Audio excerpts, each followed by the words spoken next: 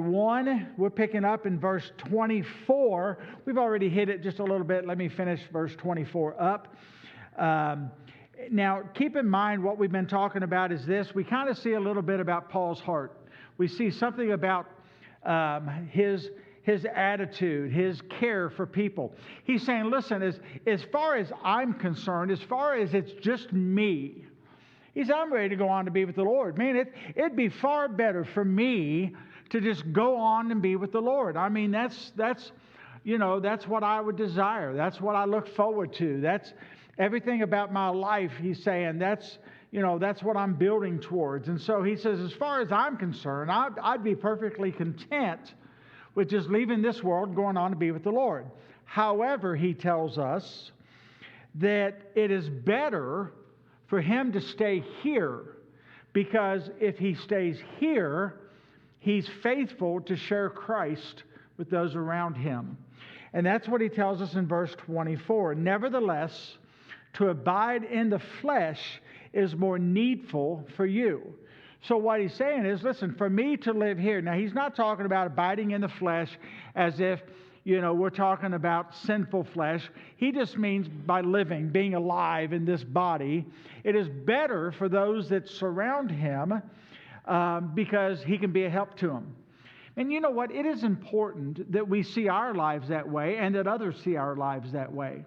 I would hope that people would like for me to stay around, not because they want to deprive me of what God's got in store for me, but rather that they see a need for whatever knowledge or whatever understanding I have, or whatever love I can share. I would hope that people would want me to hang around just simply because they could see that it would be better for them, for their families, for the people around them, if I were to stay. Isn't it great, though, when you think about that? If you can be a person that people can say, there's a person that truly benefits us in the ways of Christ. We need to be those people. We need to be the people that, people can look to and say, man, I'm telling you, they've made a difference in my life. I do an awful lot of funerals. I just did my 29th funeral this year. Puts me on pace for about 60 funerals this year. And it amazes me because they're all different, and you'll have one funeral where people talk about how much of an influence this guy or this woman has been in their life and how much of an impact they've made. And sometimes it's just a worldly impact rather than a godly impact, but at times it's a godly impact. And you hear the testimony of people, and other times, you hear them say things that are like, well, they've never really amounted to much, or they've never really... And I think about that, and I think, man, who wants to live a life like that? I hope that my children feel like that I've been a benefit to them. I hope my grandchildren feel like I've been a benefit to them. I hope that the people of this church feel like I've been a benefit to them. My neighbors, I hope people I've worked with over the years feel like that I contributed somewhere in their life, especially in their spiritual life. Well, that's what Paul is saying. He's saying, listen, I know that I'll benefit folks around me just by my being here. The Bible tells us clearly that, say, a godly wife in a home where the husband is not godly, as long as she is able to dwell with him and stay in the home and stay godly and do the things God would have him to do, that the home would be blessed. And I think that's an important thing. Is our home blessed because of us? Are there differences that are made in people's lives because of us? So the desire to depart on the part of Paul seems like is already there at this writing. He's already thinking on those terms. Listen, God wants to call me home. I'm good with that, But he understands, listen, as long as God's got something for me to do, I want to be here and do it. And that really kind of needs to be our desire. And I find the older I get, the more I do think about the fact that, death is getting closer. I get it. I'm 65 years old. I understand that I'm well past, maybe even the 3/4 mark. I get it.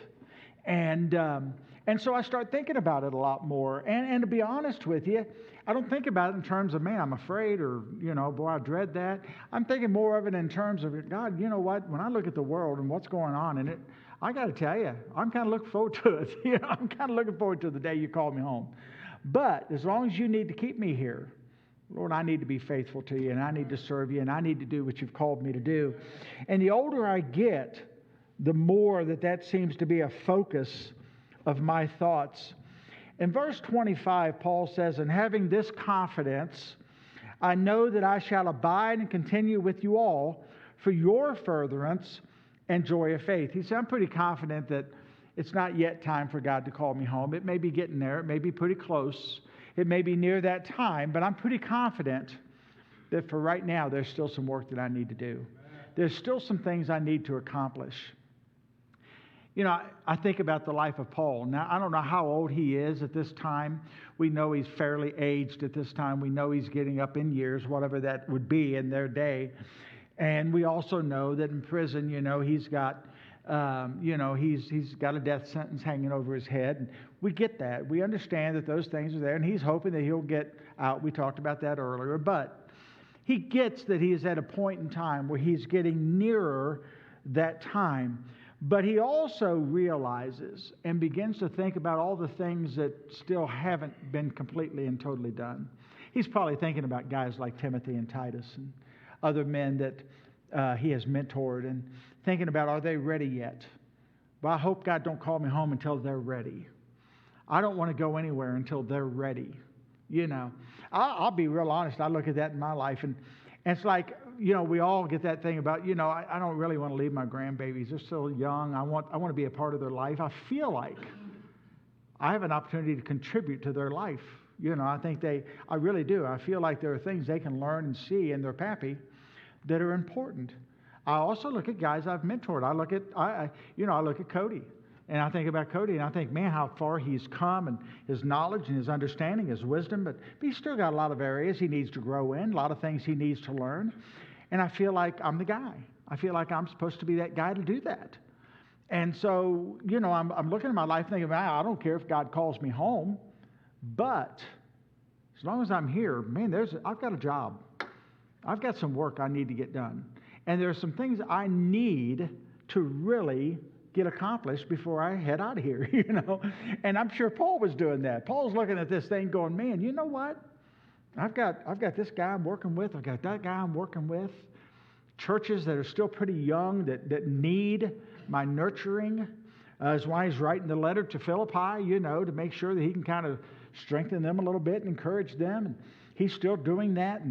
And so, when he's looking at his life, he's going, like, I don't mind leaving, but, there's some folks that are still counting on me. There's still some things I can contribute.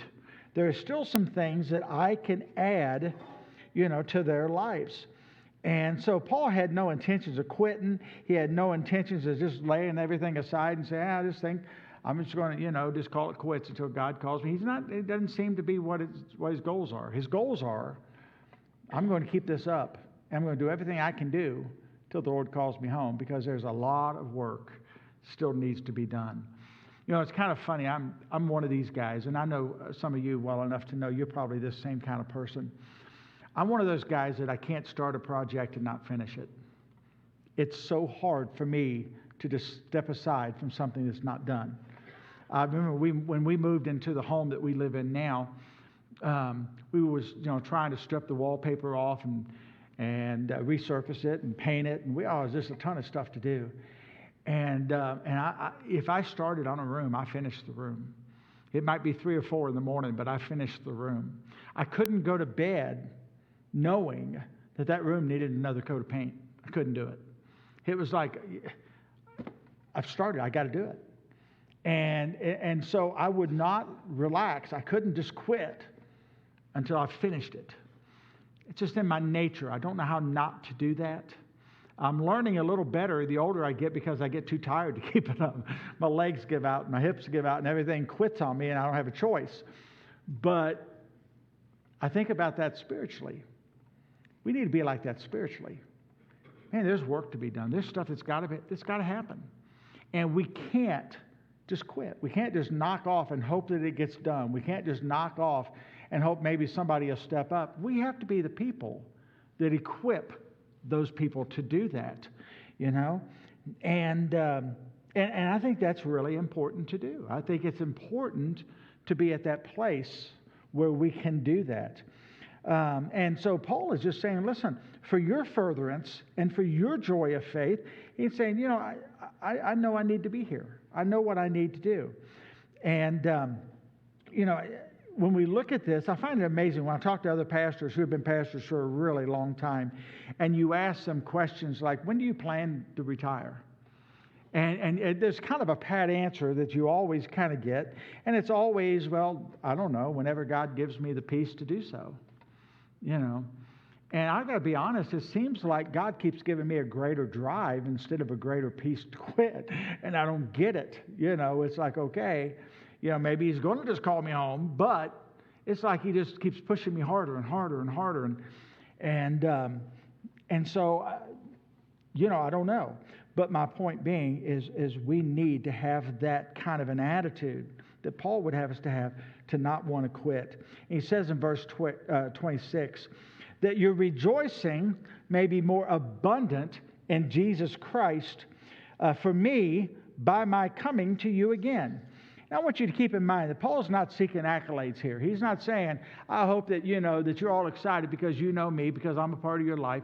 That's not what he's doing here. He's not looking for accolades, but rather that in all that Christ has done in and through him, that it might give them a cause to rejoice. He said, I hope that I have been a part of your life in such a way that I've given you reason to rejoice, that I've been a part of your joy and your rejoicing. And he said, and I hope I get another opportunity to come to you. I hope that continues until I get an opportunity to be there with you again and to be able to rejoice together. We need to be careful about what we rejoice for. I don't need to rejoice about what I do, but I do rejoice about how God uses that and how he blesses that. To me, that's incredible. I put a lot of time. You can talk to anybody that's around here on a regular basis. Like when we have Vacation Bible School, I have a ridiculous amount of hours that'll be invested, whether it be in putting lessons together, whether it's just organizing it, whether it's building a stage. And I've had a lot of people say, just delegate that, give it to somebody else. I got to be honest with you. I like to get the help, don't get me wrong, but I also like to get the blessings. And there is some degree of that to where I can rejoice, young kid come to know Christ through a lesson I prepared for somebody to present. I got to be honest with you, that excites me. Not because I did it, but I rejoice because God took something I did and used it in such a miraculous way. And I just really enjoy that. I think about that when I'm putting together sermons, to be honest with you. And Butch might relate to this, but when I'm putting together a sermon, it's feeding me the whole time. I mean, I'm learning like crazy all the while I'm doing it. And I get up there to preach it, and it never preaches like I think it's going to preach, because I think, man, it seemed like it was a whole lot better when I was studying it, But then when you present it, and let's say someone comes to you afterwards and say, it really made an impact on my life. That really, man, I really appreciate you sharing that. It doesn't make me feel good just because I did it. It makes me feel good that God chose me to do something that impacted somebody in such a way as that. I don't know if that makes sense to you or not, but that seems to me what Paul is doing here. He said, I'm glad that I have been an instrument or a tool to help you rejoice. I am glad that you're able to rejoice in things that I have done and things that I've been a part of. And my rejoicing needs to be equally as great as if God just picked me up and said, Barry, I'm going to use what you do and do something miraculous with it. And I think that magnifies him. By the way, if what you do magnifies you, there's an issue. If it magnifies God, it's right. And so we need to be really careful not to get caught up in that. It's not me. That's arrogance. It's not me. It's what God can do through me if I'm willing to let him use me. All right. Verse 27, He says, only let your conversation, and by the way, that word conversation is almost misleading to us because a lot of times we talk about conversation, that means the two of us sit down and talk with one another. That's a conversation. When you see conversation in the Bible, it deals more with your character, who you are. It's your lifestyle. It's everything about you. It is your integrity. It is who you are. And that's what he's talking about here. Only let your conversation be as it becometh the gospel of Christ. What people see in you, how your life manifests itself, may people be able to see that it becometh the gospel of Christ. That people see the gospel of Christ and what it bears out in Scripture in your life. All right. And he says that whether I come and see you or else be absent, I may hear of your affairs, that you stand fast in one spirit, with one mind, striving together for the faith of the gospel. Paul realizes that the possibility that he'll be released is possible, but he doesn't know. And so he says, whether I'm able to come and see you or not, whatever the case may be. He said, I'd like to. I hope that I'm released from prison. I can go see a lot of the churches, but I'd still like to go to Spain. But if that doesn't happen, then so be it. Regardless, he prepares them for this possibility that he may not be released. But he says, regardless, basically, here's some things you guys need to do, whether I'm there, whether I'm not. Listen, it's not about me. I want to be able to hear that your church is doing the things you're supposed to do.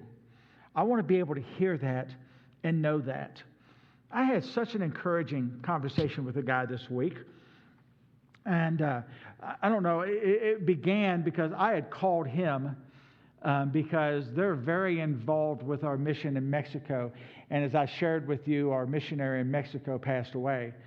Circumstances that was really odd. He and his brother were like the backbone of that.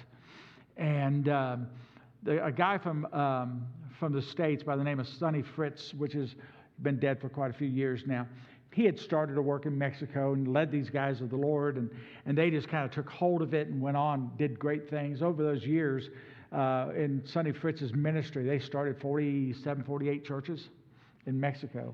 And the missionary we supported, Brother Roberto, had started 3 churches himself. His brother, Antonio, I might be wrong about that, but I think that's it, had started churches as well.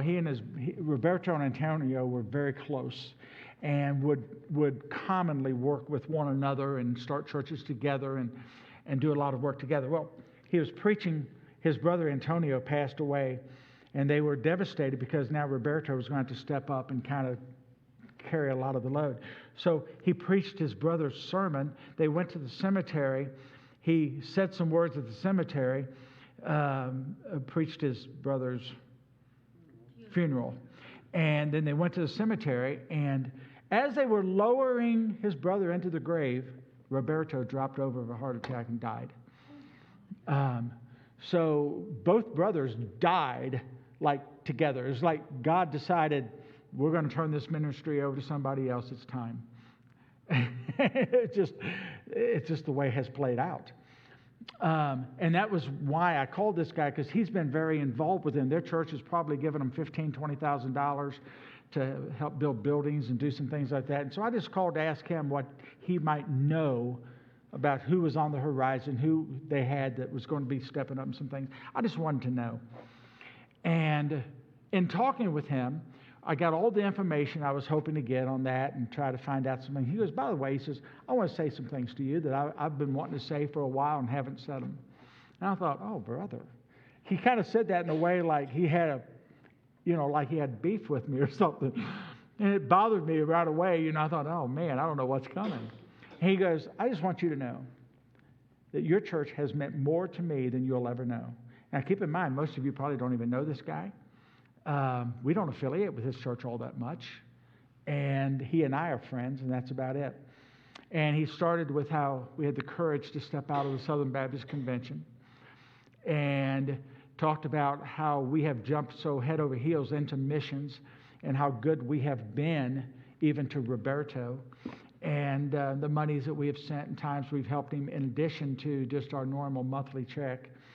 And And then he shared some other stuff that I would never have dreamed he would ever have even known. He says, I've got neighbors where you knock on their doors.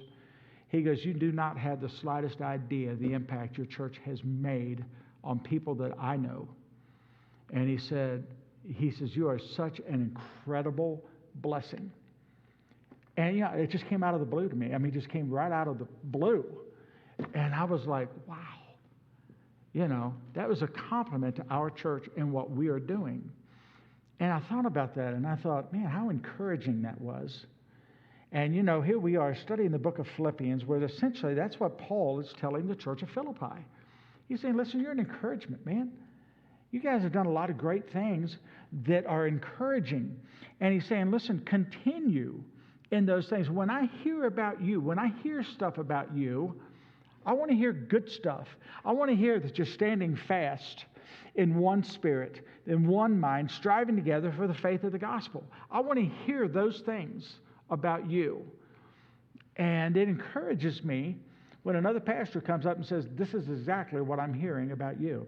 It's kind of funny because when you're on the inside, I know all the complaining, and I know all the grief, and I know all the, people that are fussing and feuding with one another, and I know, but it's funny when people say stuff like that, because you want to say, well, if you knew what I know, But it's encouraging that though we may have the same issues every other church has internally from time to time, when it's natural, we're people, we're going to do that the world doesn't see that. That's encouraging. For another pastor to say, that's not what we see in you. What we see in you is a work that's doing great things. And man, I'm just going to be honest. I hung up from that conversation so unbelievably encouraged.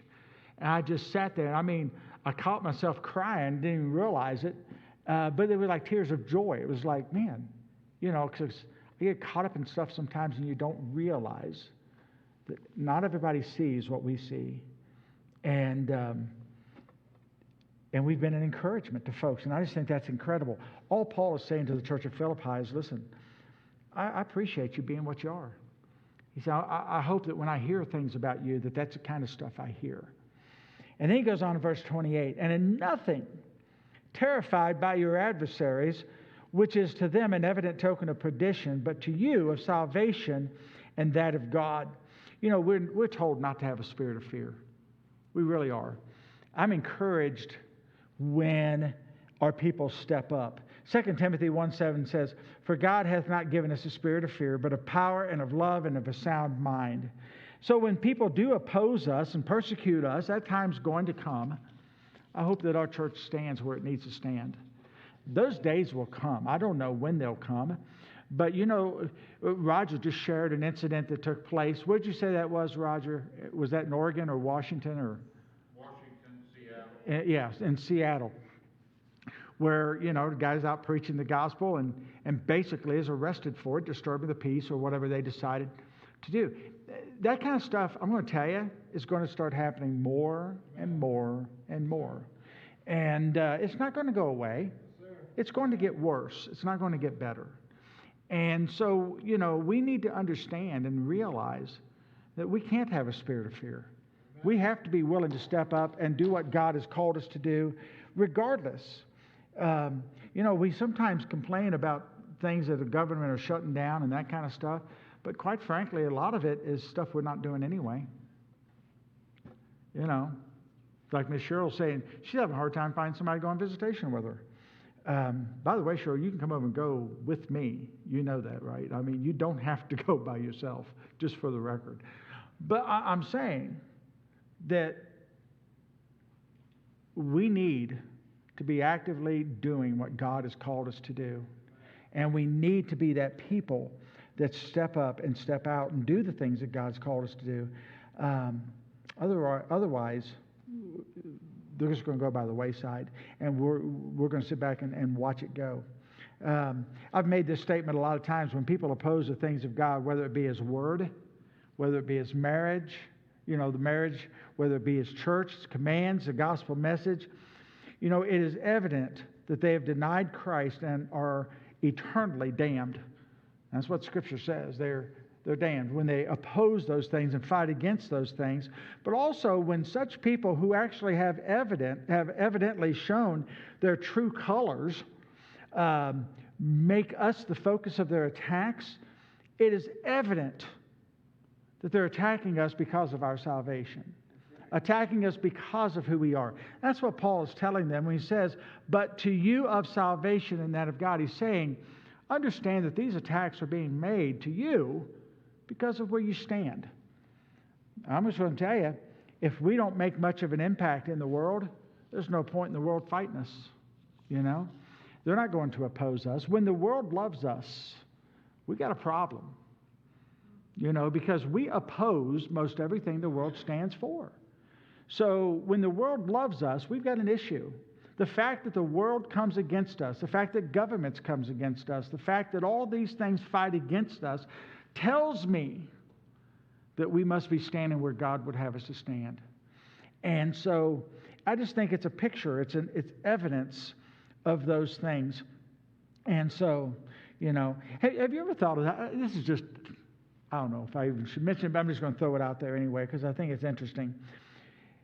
When we're talking about issues, you can talk about any sins you want, whether it be abortion, whether it's homosexuality, whether it's moral sins. It could even be racism. It could be a lot of different things.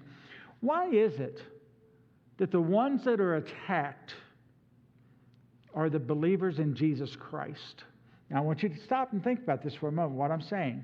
They're not attacking the Muslims, who, by the way, oppose all of those things, who, by the way, also hate homosexuality, who also hate abortion, who also, by the way, treat their women like objects, who also are very racist, who also oppose moral sins that we call moral sins that the world doesn't see as sins, but yet they're allies. We become the common enemy. Why is it? It's because of Jesus Christ. What they hate is who we are in Jesus Christ. All of those other things are just side notes. None of those other things are relevant. They hate Jesus Christ. A Muslim can stand up and a Muslim can say, you know, that I oppose homosexuality, and you never hear about it. But for us to say I oppose homosexuality, suddenly now we're intolerant. You know, we hate everything, you know, and we're, you know, we're everything that you could possibly name. Don't take it personally. They hate Jesus. That's what they hate. And so keep that in mind, that, you know, all of those folks will have a common ground and they'll all love and care for each other.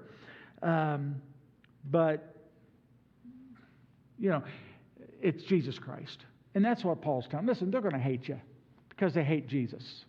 They're not going to hate other people that hate the same things you hate.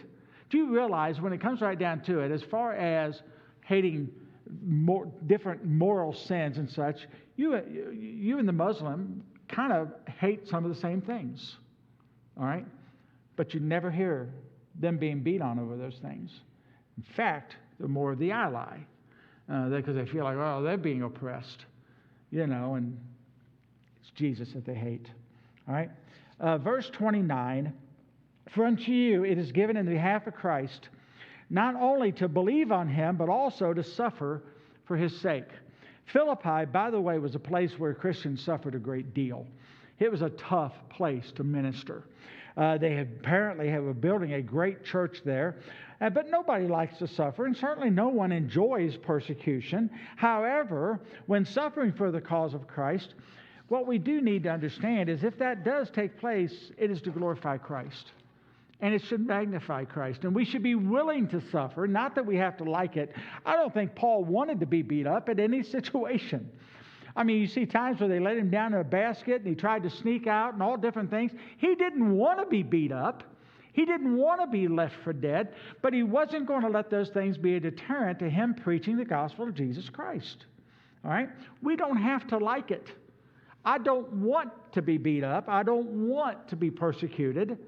I actually really enjoy being able to go out door to door and not being arrested for it, not being put in jail for it. I really enjoy the privilege of being able to do that. But if it comes the time where I may be put in jail for doing so, or I may be persecuted for doing so, so be it. And it's just what it is. Oftentimes we're broken down by years of, hard labor, difficult jobs, maybe suffered illnesses or injuries, whatever the case may be. And yet, all those things were because God gave us the opportunity to provide for our families. We'll work more years than we need to work and all those kinds of things because we want to take care of our families. We do it. And you know what? Nobody regrets it. Nobody looks back and says, boy, I had a really hard job. That was too hard and my kids weren't worth it. Nobody does that.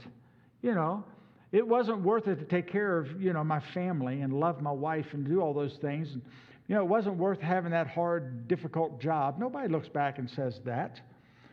And it's not because you loved it. It's not because you enjoyed it even. Many of you are counting down the days for retirement. Most people do. But here's the deal. You don't regret it because you love what you were doing it for. You love that, you had the opportunity to take care of your family and to provide for the people you love and care for. That's what Paul is saying here. He said, I don't want to be hard. I don't want to suffer. I don't want to be persecuted. But I don't regret a second of it because I understand that it was necessary for the furtherance of the gospel. And I understand that had to be done for the cause of Christ in order for people to be saved. Verse 30, having the same conflict which you saw in me, and now hear like in hearing, and now hear to be in me. They had witnessed Paul's suffering in Philippi. He's saying, listen, you saw what I had to go through there in Philippi. The church began with a family that I led to the Lord because I was beaten and put in jail. The church, started with one of the very first charter members is a Philippian jailer. And I witnessed to him because I was beaten and put in jail. So he got it, And he's saying, listen, you guys are going to have to deal with some of those very same things. You watched it happen with me. And I know it happens with you guys. And I know what you have to go through. So Paul's life was a testimony of what may happen as they serve Christ. Hilltop Baptist Church, we need to be that testimony, regardless of how inconvenient it is, regardless of how difficult it is. We need to step up and we need to do the things and we need to be the people that God needs us to be. I don't know. I tend to believe He's coming soon. I can't promise you that, but I'd be okay if He came tonight. But my point is, He may come very soon, and we don't know. We really need to get on the ball. Need to help folks be ready. Help folks be ready. All right. Any questions? That covers chapter 1 of Philippians. Are you okay with this? Are we doing all right? All right. Yes, sir. Is the church of Philippi still active? I don't know. I would imagine no. Is there a church in Philippi? If there is, it's probably underground because just the area and the place where they're located is still kind of rough. Yeah. So I don't know the answer to that. I take it back, not so much rough as it is, what would be the word?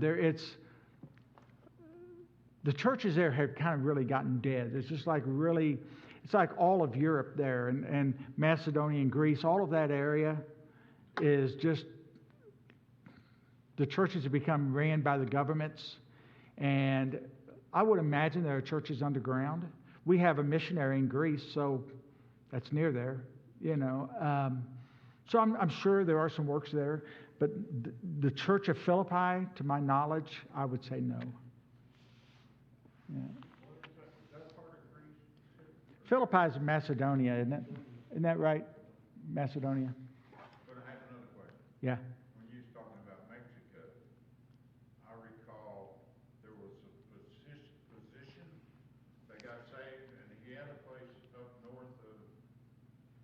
great city of Mexico City Yeah. and helping young people and stuff. Didn't we support somebody there? We supported, for a little while, we supported out of Rogers Baptist Church. Rogers Baptist Church had, and probably still does, a children's home. I couldn't think of the name. A children's home in Mexico City. And they had a guy out of their church that was doing that. Well, he had since retired or quit or something, so we no longer kept that up. But I think, I get notices from that church every now and then still. I think they still have that children's home. Pretty sure. Because you were supporting it individually at some. Mexico City's huge, yeah. Yeah. Now, Roberto that we sponsored was in Monterey, but Mexico City is really huge. Okay, well, what I was remembering that it was like out of the city, like north of the city to somewhere. Now, I don't know if it's still huge. All the people I think have moved to the United States, but What? I'm being a smart aleck. I'm sorry. I was just being a smart aleck. All right? All right, guys. Let's go ahead and pray and we'll be dismissed. Thank you all for coming. Dear Father, I just pray that you'll watch over us tonight, lead and guide us, keep us safe. Lord, with all those folks that had to deal with the storms, Lord, I pray that they're dealing with that you're watching over them, taking care of them. Lord God, we thank you for that. And we ask, Lord, that you give us a good night's rest. Be with our teenagers this week. And I pray that decisions will be made. I pray that you keep them safe and they'll come back just on fire for you. We love you, Lord, in Jesus' name. Amen.